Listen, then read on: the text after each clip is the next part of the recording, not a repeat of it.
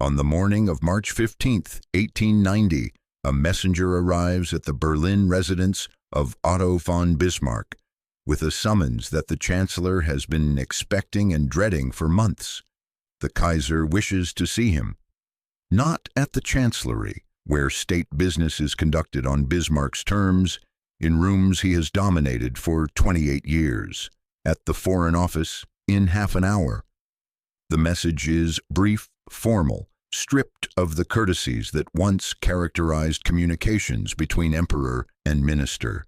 Bismarck dresses slowly, deliberately, taking his time. He is 75 years old. He has served 3 emperors, fought 3 wars, unified a continent. He has built this empire with his own hands, has guided it with a genius that no contemporary can match. And now, this morning, he will walk into a meeting with a 29-year-old who believes himself born to rule, to be told that his services are no longer required. The confrontation between Otto von Bismarck and Kaiser Wilhelm II is one of history's great collisions. 2 enormous egos, 2 incompatible visions of power, 2 fundamentally different understandings of what Germany is and what it should become. To understand why it ends the way it does, why the pilot is dropped, why the architect of German unity is dismissed with barely a handshake, one must understand how this young emperor came to be, what made him, what broke him, and what drove him to fire the most important statesman in Europe. The story begins not in Germany but in a delivery room in Berlin on January 27, 1859. Princess Victoria, daughter of Queen Victoria of Britain, wife of Crown Prince Frederick of Prussia, has been in labor for 13 agonizing hours. The baby is in breech position, a complication that in this era before modern obstetrics can kill both mother and child. The doctors struggle desperately. Chloroform is administered. The baby is turned forcibly, extracted with hands and instruments in a procedure that saves 2 lives but leaves its mark on the child in ways that will not become apparent for weeks. The baby breathes. He is alive. He is christened Friedrich Wilhelm Viktor Albert, known to the family as Willy. Only days later does it become clear that something is terribly wrong with his left arm. The nerve damage is permanent. The arm that should grow strong and straight develops stunted, withered 6 inches shorter than the right. For a Hohenzollern prince destined to command armies and project military power, this is devastating. For Victoria, the ambitious crown princess, who envisioned her son embodying the virtues of both Prussian militarism and British liberalism, it is a source of shame she barely conceals. What follows is a childhood of well-intentioned torture. Doctors devise elaborate treatments to strengthen the useless arm. The healthy arm is bound, forcing the child to use the damaged one. A machine called the head-stretching apparatus is applied to his neck. The arm is regularly inserted into the warm carcass of a freshly slaughtered hare, a bizarre treatment intended to transfer the animal's heat into the dead nerves. None of it works. The arm remains withered. The treatments leave psychological scars that outlast the physical ones. Willy becomes, in the clinical vocabulary of a later era, hyperactive, difficult, prone to tantrums, easily frustrated, desperately hungry for approval. Known at court as Wilhelm the Sudden for his unpredictable outbursts, he is simultaneously fawned over as the future emperor and subjected to brutal educational discipline by a tutor who works him from 5 in the morning until 8 at night, and reports to everyone, including the child himself, that he does not believe his pupil has the intellectual capacity required of his position. The message Wilhelm absorbs from his earliest years is that he must prove himself, that his arm makes him inadequate, that he must compensate for physical vulnerability through displays of authority and power. This psychology of overcompensation will shape every significant decision of his reign. His relationship with his parents is catastrophic. His mother Victoria, brilliant, liberal, steeped in British constitutional values, wants a son who will modernize Prussia as her mother has modernized Britain. She sees her husband Frederick's gentle liberalism as the future of Germany, and she sees Willie's aggressive Prussian military instincts as the enemy of that future. Willie, sensing her disappointment, her inability to fully love the imperfect creature she has produced, turns against everything she represents. He idolizes his grandfather, the old Kaiser Wilhelm I, who accepts him as he is and does not demand that he be something different. He idolizes the Prussian military tradition that gives him uniform, pageantry, and the illusion of commanding power even when his withered arm makes him a figure of private ridicule in the officers' mess. He learns to carry himself with such imperious authority that most people forget the arm entirely, which is precisely what he intends. Bismarck watches all of this with the calculating attention he gives to every political factor. He has spent years cultivating the young prince, feeding his resentment of his parents, encouraging his attachment to Prussian conservatism over British liberalism. He has supported Wilhelm's marriage to Princess Augusta Victoria of Schleswig-Holstein over more politically advantageous matches, calculating that a compliant wife will reinforce Wilhelm's existing tendencies rather than pulling him toward liberal reform. He believes, with the arrogance of a man who has outmaneuvered every opponent for 3 decades, that he can manage this young emperor as he managed his grandfather. The old Kaiser Wilhelm I was content to reign while Bismarck ruled. Surely the grandson can be kept in similar check. He is wrong. And he understands his error almost immediately upon the young emperor's accession, though by then it is too late to correct it. The accession itself arrives in the strangest circumstances. The year 1888 is known in German history as the Dreikaiserjahr, the year of 3 emperors, and it is one of the most extraordinary sequences of events in the history of modern Europe. It begins with the death of Wilhelm I on March 9th at the age of 90. This formidable old man, who has reigned over Prussia through the wars of unification, who has been the bedrock of stability upon which Bismarck built everything, dies peacefully in his bed, ending 44 years of rule and a partnership with Bismarck that lasted 28 years. His death is not unexpected. He has been declining for months, but it leaves a void that no one can fully fill. His successor, Crown Prince Frederick, has been waiting for the throne for 27 years, the longest apprenticeship in Hohenzollern history. He is 56 years old, battle-tested in 3 wars, admired by everyone who knows him as gentle, humane, intelligent. He and his wife Victoria have spent decades dreaming of the liberal Germany they will create when they finally reign, the constitutional reforms they will introduce, the authoritarian excesses they will correct.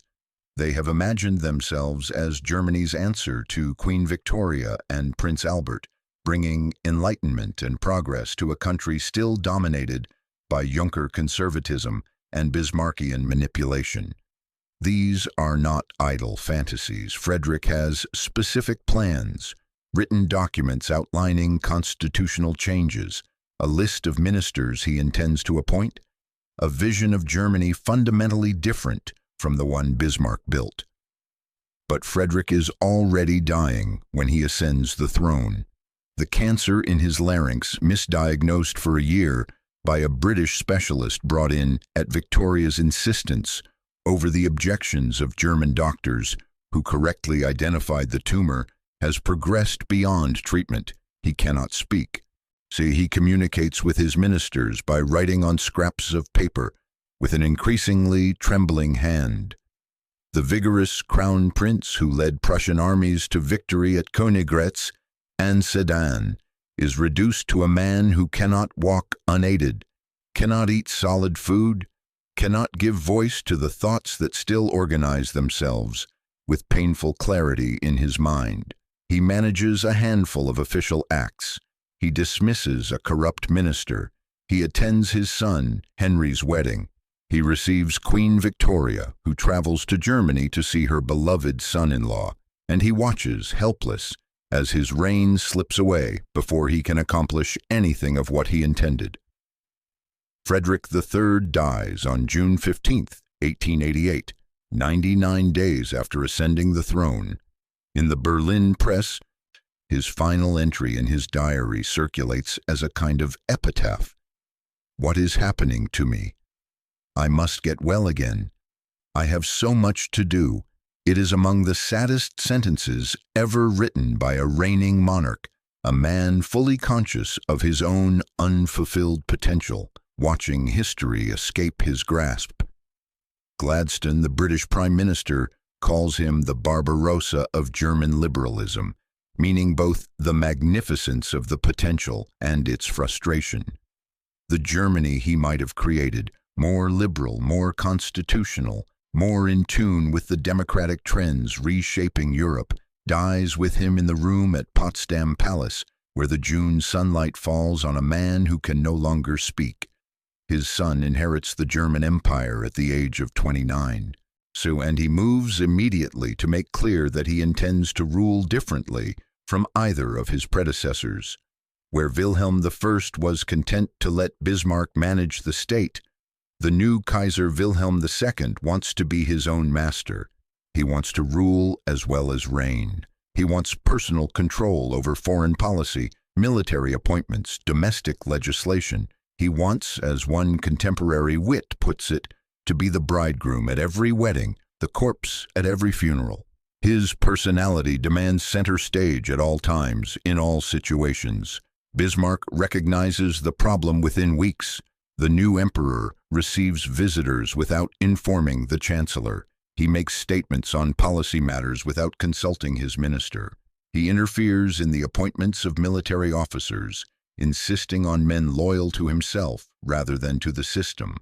He is charming, brilliant in conversation, possessed of an extraordinary memory and an impressive command of technical details, but his attention span is limited.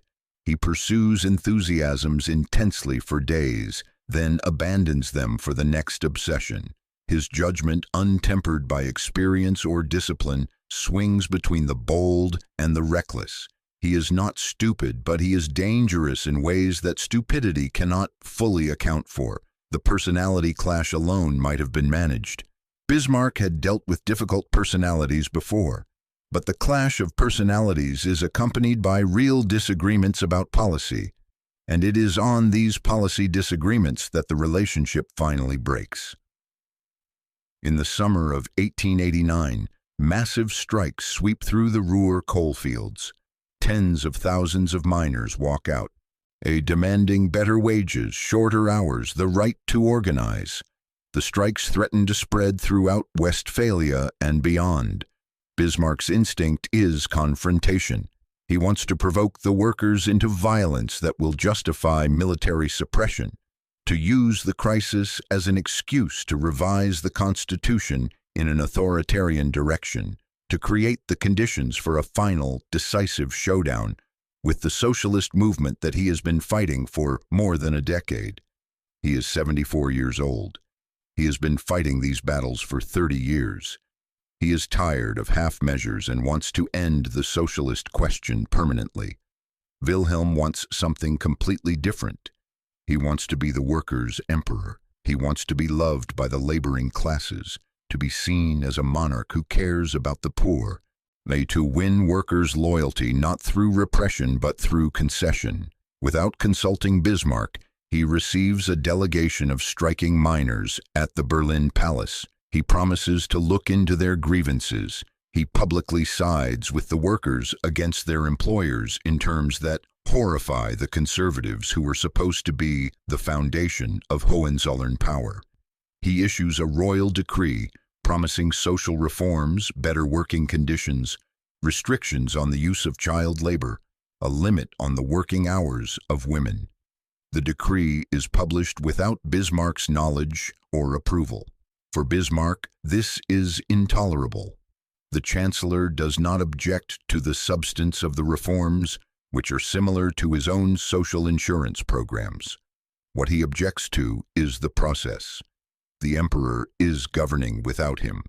The constitutional order, which places all executive power in the Chancellor's hands, is being bypassed. If Wilhelm can make policy unilaterally without the Chancellor's countersignature, then the Chancellor is superfluous. Bismarck's entire system of power depends on being the indispensable mediator between the Emperor and the rest of the government. If the Emperor does not need a mediator, Bismarck has nothing. The confrontation comes to a head in February 1890. Bismarck has been trying to renew the anti-socialist laws, the legislation passed in 1878 that banned socialist organizations and publications. The laws are due to expire, and Bismarck wants not merely to renew them, but to strengthen them, to make them permanent, to finally crush the socialist movement through overwhelming legal force. He has been planning to deliberately engineer a political crisis in the Reichstag elections of February, calculating that if the cartel coalition of conservatives and national liberals loses badly, the resulting confusion will make him indispensable. It is a tactic he has used before in 1862 and 1878. Manufactured crisis has always strengthened his hand, but it fails this time. The Reichstag elections of February 1890 are a catastrophe for Bismarck. The cartel coalition collapses, falling from 220 seats to 135. The Social Democrats win 1.5 million votes, more than any other party, 20% of the total. Every indicator shows that the anti-socialist laws have failed to reduce socialist support. Far from being indispensable, Bismarck is associated with a discredited policy that the German public has rejected at the ballot box. The crisis he manufactured has weakened him rather than strengthening him, because Wilhelm refuses to play the role Bismarck assigned him in the script. The final confrontation between the two men comes at the Foreign Office on March 15th. The meeting begins at 9 in the morning. The precise content of what is said remains disputed, since both men give different accounts afterward, each painting himself as the reasonable party and the other as the aggressor. What is clear is that the meeting is long, heated, and covers multiple points of disagreement. Wilhelm objects to Bismarck's practice of meeting privately with Reichstag party leaders, particularly the Catholic Center Party's leader, Ludwig Windthorst. The Emperor has issued an order requiring all ministers to communicate with him before seeing the Chancellor, an order that Bismarck considers a direct attack on his authority. Bismarck has dusted off an 1852 cabinet order that he has not enforced for decades, which requires all ministers to report to him rather than directly to the Emperor. Wilhelm considers this order obsolete and demands it be rescinded. Bismarck refuses. The argument escalates. Wilhelm produces a document, reportedly a report from the Russian Emperor Alexander III, dismissing the German Kaiser as a badly brought-up young man of bad faith, a comment that Bismarck had shown to a Russian diplomat and which had found its way back to Wilhelm. The humiliation of being mocked in this fashion, and of knowing that Bismarck had shared foreign contempt for him with third parties, inflames the Emperor. Bismarck, sensing that the meeting is going badly, plays what he believes is his final card. He tells Wilhelm that he has been negotiating a new cabinet arrangement that would bring in political allies, that he still commands sufficient support to govern. It is a bluff, and Wilhelm calls it. The Emperor tells the Chancellor that his services are no longer required and asks him to submit his resignation. Bismarck returns to the Chancellery and sits at his desk for a long time. He has held this desk for 28 years. He has sat in this chair through the wars of unification, through the founding of the empire, through the construction of the alliance system, that has kept European peace for 2 decades. The maps on the wall, the documents in the drawers, the accumulated paper and leather and ink of a quarter-century of power surround him. He picks up his pen and writes his letter of resignation. The letter is blistering in its indictment of Wilhelm's interference in foreign and domestic policy, a document so damning that it will not be published in full until after Bismarck's death, when his private secretary releases it to the press as the old man intended it to serve, as an indictment from beyond the grave. On March 18, 1890, the resignation is formally accepted. Bismarck is stripped of most of his titles and given a new one, Duke of Lauenburg, a consolation honor he accepts with barely concealed contempt. He is given a pension of 18,000 marks annually. He packs his belongings. He says his farewells to the staff who have served him for decades and leaves Berlin for the last time. He is 75 years old, and the most powerful man in Europe has just been dismissed like an unsatisfactory servant. In London, the satirical magazine Punch publishes a cartoon by John Tenniel on March 29th that becomes one of the most famous political images of the century. It shows a giant figure in a naval uniform descending the gangway of a ship. Below him, the ship's captain watches from the deck. The title is Dropping the Pilot. The image captures something essential about what has happened. Germany has been a ship navigating dangerous waters for decades, and the man who knew those waters better than anyone has been removed from the helm. The question everyone asks, the question that will be answered catastrophically over the next 24 years, is whether the captain who remains can navigate without him. Bismarck does not retire gracefully. From his estate at Friedrichsruh in the Sachsenwald forest, southeast of Hamburg, he maintains a furious commentary on German politics, receiving journalists, granting interviews, writing letters, building the narrative of his own legend. He is soon generating more publicity and more political attention than the emperor who dismissed him. The contrast between official Berlin's indifference and the public's adoration is immediate and striking. Within weeks of his departure, citizens across Germany begin raising money for monuments to the Iron Chancellor. Bismarck towers start appearing on hillsides and in town squares, but not classical statues, but massive round structures designed to hold eternal flames, visible for miles on clear nights. By the time Bismarck dies, nearly 500 such towers have been erected or are under construction, each funded not by the state, but by private donations from ordinary Germans who feel something essential has been lost. The towers express a sentiment with no outlet in official politics, that this man built Germany, and the men who replaced him are not worthy of what he created. Thousands of Germans make pilgrimages to Friedrichsruh, queuing for hours to shake the hand of the Iron Chancellor, leaving flowers and gifts, treating the old man like a saint or a prophet.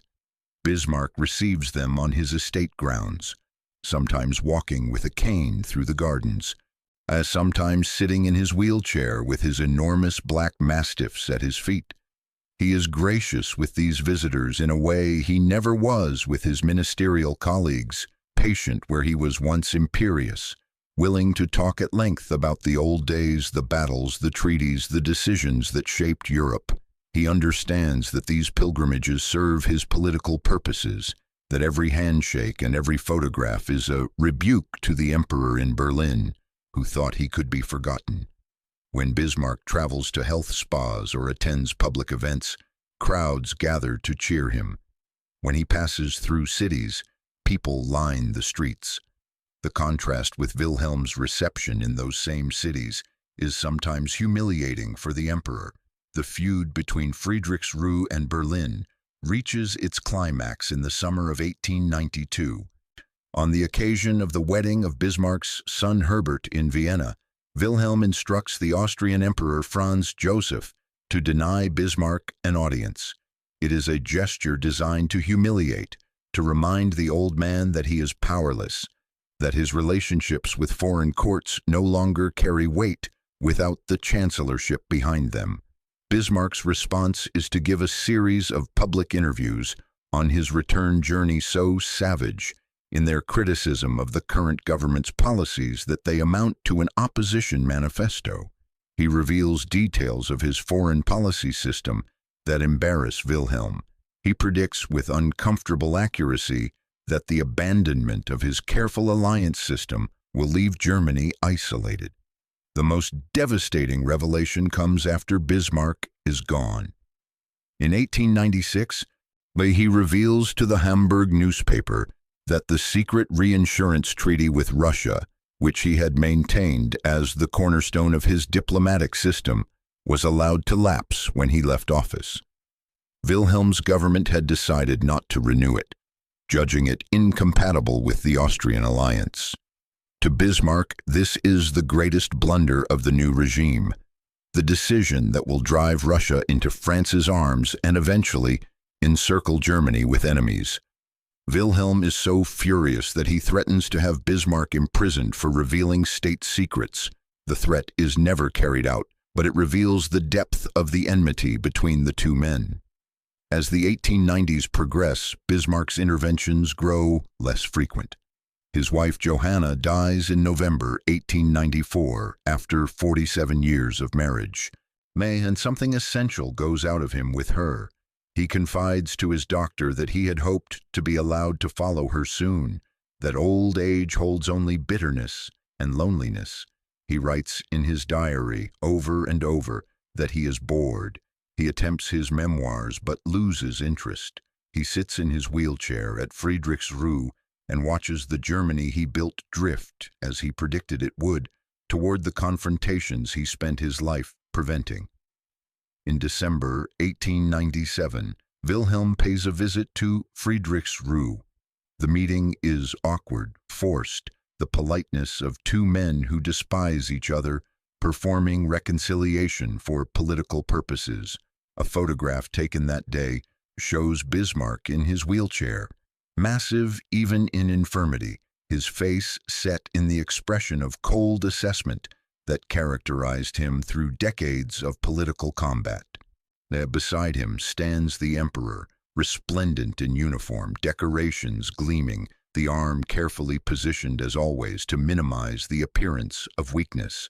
The two men look at each other across 20 years of enmity and the immeasurable distance between what Germany was and what it is becoming.